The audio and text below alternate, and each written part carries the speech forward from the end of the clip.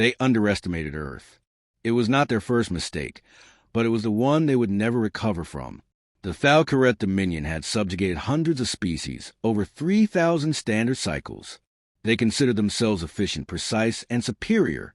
Their arrogance wasn't just cultural. It was baked into their neural architecture. So when their reconnaissance identified an isolated human colony on Viral 7, populated mostly by families and agricultural units, they saw opportunity. Not threat, not danger. Just an opportunity to assert dominance and extract genetic material from a death world species. Humanity's arrival to the galactic stage had been abrupt. One of their deep space generational ships stumbled through a collapsed wormhole into a restricted sector of council space, and instead of begging for aid, they offered technological blueprints. Instead of seeking protection, they offered defense contracts. And instead of seeking membership, they demanded it. The council laughed, but the humans didn't care. They set up their own outposts, sold hardware to war-prone races, and proved uncomfortably good at winning small conflicts.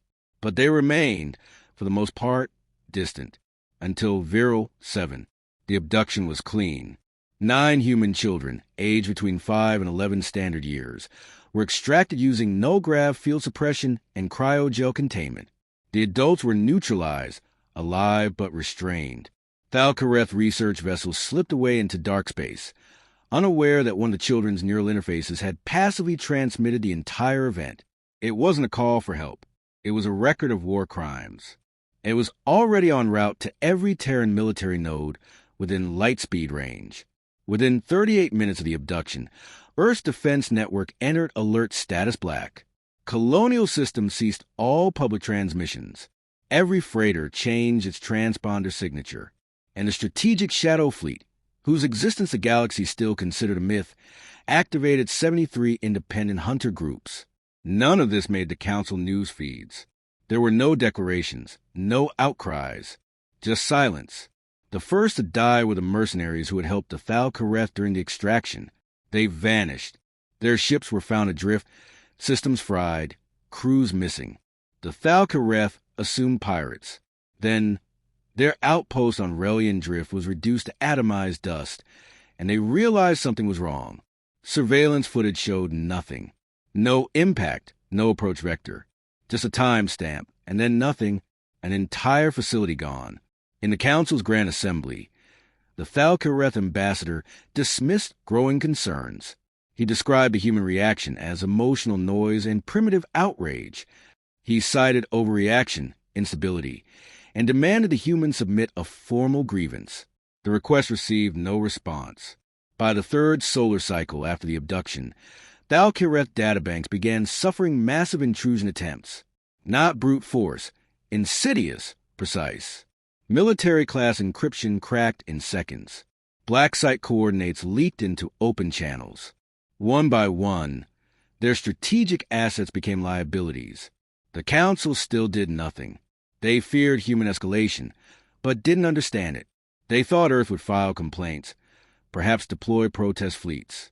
But humanity had passed beyond such measures the moment a child's cry was recorded mid-abduction. Humanity's first counterstroke came quietly. A cargo ship of Thalcareth design, on approach to their core science station, responded incorrectly to a standard challenge ping.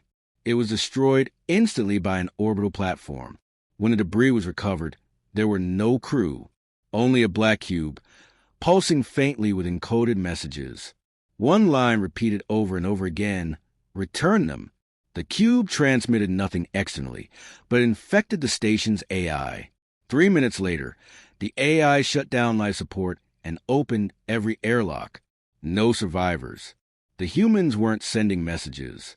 They were delivering judgments. The captured children were held in an experimental biocontainment ship orbiting a red dwarf system. The Thalcareth assigned it escort destroyers, stealth shields, and warp inhibitors. They buried it in obfuscation layers, shifted it weakly. They failed to understand the nature of Terran persistence or rage.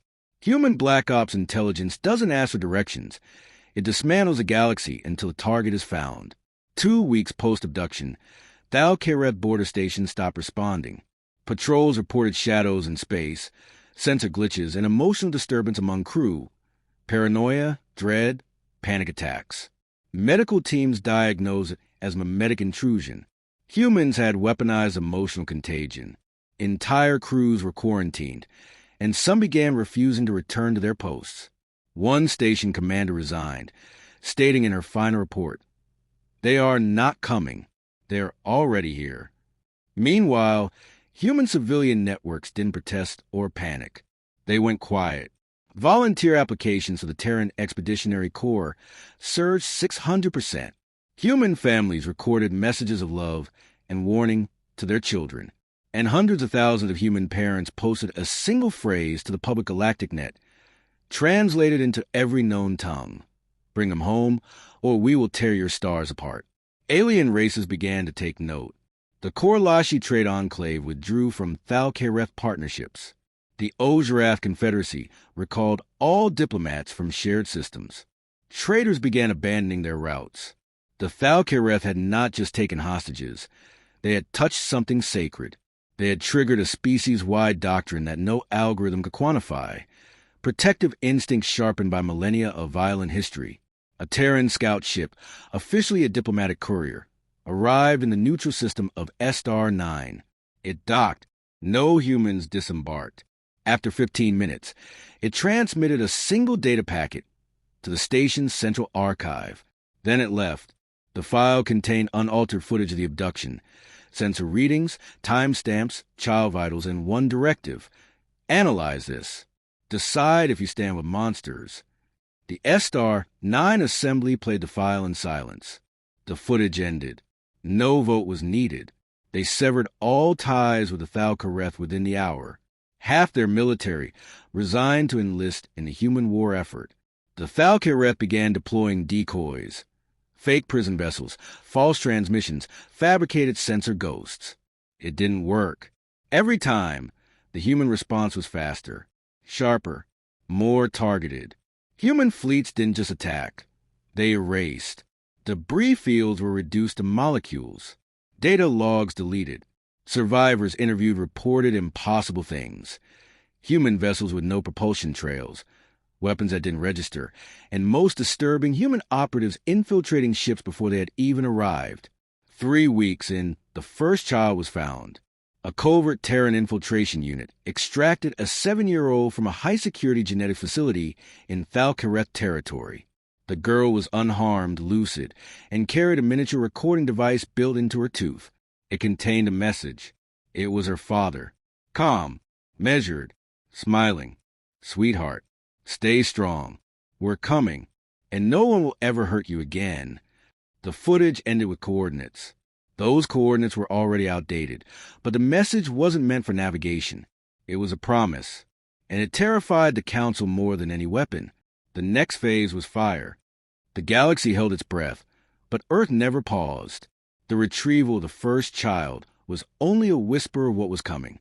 Within hours of her safe return, human networks silently began decoding hidden layers in the abduction data. Each heartbeat, every breath recorded in those moments provided signature analytics. Terran systems turned those readings into targeting profiles. Every station, facility, and vessel with a match was logged. The list grew by the minute. No legal channels, no diplomacy, just algorithms and intent. Specialist AIs embedded in Terran logistics hubs rerouted supply chains. Civilian factories shifted output to tactical-grade drones. Autonomous orbital arrays recalibrated for precision strike trajectories. Humanity didn't raise its banners. It sharpened its blades. The second extraction happened in less than 4 minutes. No alarms. No resistance. The child was found sedated inside a cryotube embedded within the wall of a mining barge.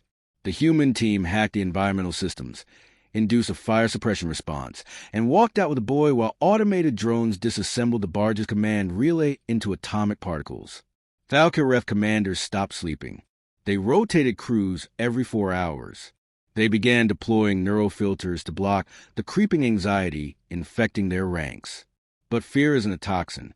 It's a survival algorithm, and it was already rewriting the minds of the Dominion's elite. Their war models began predicting collapse within months. Their strategies shifted from defense to containment. They started abandoning outer systems, leaving colonies undefended. But the humans weren't interested in territory. They wanted their children. The third recovery shocked the galaxy, not because of how, but because of where. A deep-core medical sanctuary station, neutral, sacred, protected by dozens of treaties, was breached. The child was not in a cell. She was displayed. An example of Dominion triumph. Her vitals were monitored, cataloged, dissected, and every record was live-streamed to Thal-Kereth leadership for data analysis. When the humans arrived, they didn't speak. They didn't broadcast demands. They walked into the sanctum, turned off every camera, and when they left, the facility no longer existed. There were no bodies, no walls, only a crater in space that would take light 300 years to escape. Alien species began changing their colors. The VRL, longtime allies of the Dominion, recalled their fleets. The Zun cartels opened their weapon vaults to Terran agents. Even mysterious Mthar, who rarely acknowledged corporeal existence, broadcast a message of alignment. The sacred are not prey.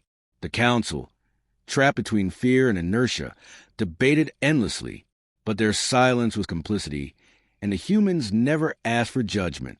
Recovered children were returned not to their families, but to the Terran psychological core. Their experiences were mapped, translated into tactical insights. Patterns emerged, shifts in gravity, smell, sound, each suggesting movement patterns of the holding vessel. Earth's intelligence community stitched these together into a predictive web. The prison ship's next move was no longer unknown. It was inevitable. Meanwhile, the humans launched something new. They called it Operation Widowwake. It wasn't military. It was cultural. Every major human colony activated its ancestral rites, fire rituals, war chants, ancient death rites, not as threats, but as declarations. They weren't just coming. They were awakening parts of themselves the galaxy thought long extinct. For humans, rage was never reckless. It was ceremonial. In the span of 3 solar cycles, for more children were located, some in stasis, one in a sensory deprivation field designed to halt cognitive development. That child emerged fluent in languages he had never learned. Information his neural interface had absorbed and encoded unconsciously. The humans saw this not as trauma, but as evidence. Their children weren't just surviving. They were adapting. Thal-Kereth media networks began censoring themselves. Soldiers refused orders. Data servers began deleting themselves rather than fall into human hands. A cascade failure rippled through their bureaucracy. Authority figures began vanishing. The remaining leadership consolidated into a mobile war barge fleet, a last bastion, a fortress, but one designed by beings who didn't understand that humans didn't storm walls. They bypassed them. The galaxy now watched every Terran move. Spy satellites turned themselves toward human activity. Sensor drones rerouted, not by order, by curiosity. Even the non-aligned species, long isolated, turned their attention toward Earth. They didn't want to help. They wanted to learn, not just how the humans fought, but why they never broke. Back on Earth, something ancient stirred. Genetic sequencing protocols began isolating traits from the children. The research didn't aim to change them, but to understand how, even in captivity, they had resisted indoctrination. A 1,000-year-old Terran hypothesis was confirmed. Human neurology rewires itself under trauma, not to escape, but to win. Children born from Death World genetics weren't just resilient. They were evolutionary accelerants. The Thal-Kereth didn't understand. They couldn't. Their species was bred for compliance, hierarchy, obedience. The idea of chaos tool was alien to them. So they built more ships. They called for allies. But no one answered. Even their automated factories began to fail, sabotaged by code fragments laced into broadcast signals. Human operatives didn't plant bombs. They planted concepts. And those concepts infected. The penultimate child was held in what the Dominion called the Null Fold, a gravity-denied zone surrounded by logic paradoxes. No ship could enter without triggering annihilation sequences. Humans didn't try. They rewrote the sequence. Sent a drone that mimicked random quantum collapse patterns until the system flagged it as ambient noise. Then, within 1 second of access, an internal payload activated and blinked the entire chamber out of phase. The child was recovered 0.32 seconds later, alive, smiling. The footage was released to the galactic network, not by humans, but by Dominion rebels. It spread across systems in minutes. The caption read, "They cannot be stopped. They should never have been provoked." Humanity still didn't speak. No president addressed the stars. No general boasted. They let their silence carry the weight.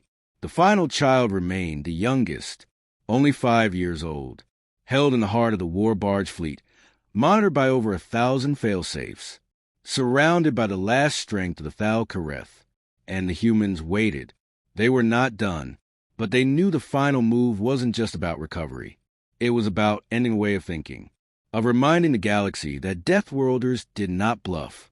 They endured, and when pushed too far, they remade the rules. Behind every human action was a memory of fire, of loss, of survival, and now of children taken and returned. The last act was not one of war. It would be justice, delivered in silence, and witnessed by every eye that dared watch. The Dominion's war barge fleet orbited the black dwarf of Ashtareth, its gravity well chosen for strategic isolation.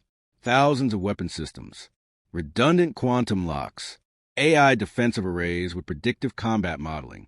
They called it invincible. They misunderstood what humans considered possible. Earth had not built a fleet to match it. They had built an outcome. The plan had no name, no operatic code, no glory, only a variable, retrieval. The child inside the war barge was named Nia, and her biological rhythms had been charted for weeks. Terran operatives had not tried to breach the fleet. They had already infected it. A cascade of benign updates to navigation systems. A recalibration in thermal exhaust sequencing. Unremarkable until the final moment. At 0 hour, every system in the Dominion fleet executed a harmless routine simultaneously. Thermal purge.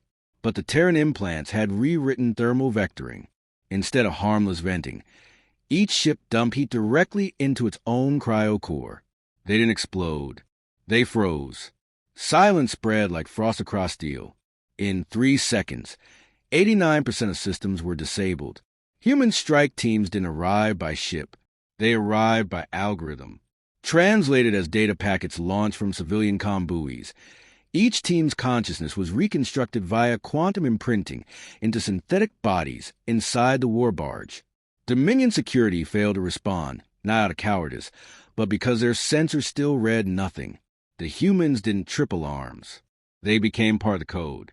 They reached Nia's chamber through a maintenance shaft that had been scheduled for repairs weeks ago, an appointment inserted by a dormant line of code seeded during the last trade protocol update.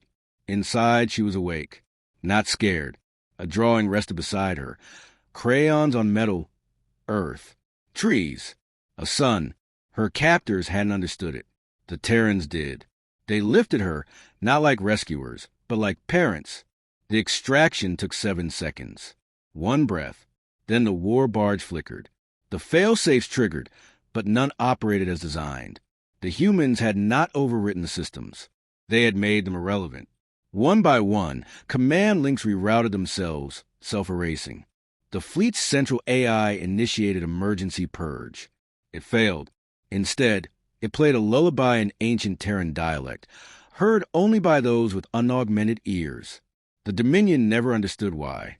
Above Ashtareth, the stars blinked. Humanity sent no fleet to meet the returning team. Just a single child's voice transmitted through every channel. "I'm home." It was the only signal needed. On every colony, every moon, every station bearing Terran DNA, the message marked an end. Across the galaxy, reactions fractured. The council dissolved within the hour. Delegates blamed each other for inaction. Old alliances shattered. The VARL adopted full neutrality, but their merchant ships now bore Terran crests. The Zun cartels auctioned off Thalkareth assets in public space markets. No one bought them. Possession alone marked one as a target of extinction. The Dominion's core worlds faced something they had never planned for: irrelevance. They had built their culture on control. But power, once lost, isn't recovered through fear. It required belief. And no one believed in them anymore. Their citizens, raised on indoctrination, began defecting, not to Earth, to silence, to non-alignment. The galaxy didn't pivot toward humanity. It pivoted away from its former masters. Earth didn't celebrate. There were no parades, no medals. The children were returned to sanctuaries, their names kept from public knowledge. The mission had never been about vengeance. It was about boundaries. Humanity had always been underestimated because its early reputation was violence. But the real terror lay not in their weapons. It lay in their restraint, in how they waited, measured, adapted. When the threshold was crossed, they responded not with fury, but with finality. In the ruins of a Dominion archive facility, scorched during a silent raid, researchers found the last official memo logged by their former overlord. It read, "We thought they would break." Instead, they learned. The statement circulated among human networks. It was preserved, not mocked, used in educational programming, as a reminder of how arrogance had cost civilizations their future. Among the galactic fringe, newer species began requesting Terran mentorship, not for protection, but for wisdom. Humanity declined most requests. But when the Entry, a pre-FTL species ravaged by piracy, sent a simple unencrypted broadcast pleading for help, Earth responded. No fleets, no demands, just a small transport, a school, medical units, and specialists trained not in war, but in rebuilding. The message was clear, Terran to destroy, but they preferred to heal. The Thalkireth leadership, what remained of it, went underground. Their last transmission was intercepted mid-broadcast and replaced with simple text. No more. Since then, no Dominion official has been seen. Humanity did not erase them. They erased themselves. The vacuum was not filled by a new empire. No flags were raised. Earth expanded nothing. Instead, Terran observers were placed in former Dominion sectors, not as rulers, but as witnesses. Their purpose was singular. Ensure the line was never crossed again. Children played on Mars in gravity-shielded domes. On Europa, memorials listed not just names of the taken, but the frequencies they were recovered on. Each child's story archived and encrypted, accessible only by their descendants. Humanity wanted no legends, just memory. The phrase "you captured human kids" became taboo, not out of fear, out of reverence, out of collective understanding that the act had been more than a mistake. It had been a redefinition of galactic law, a reminder written in silence and executed with precision. One Terran historian summarized the event in 12 words. They took our young. We reminded them we were never old. Galactic civilization stabilized, not under human control, but under human observation.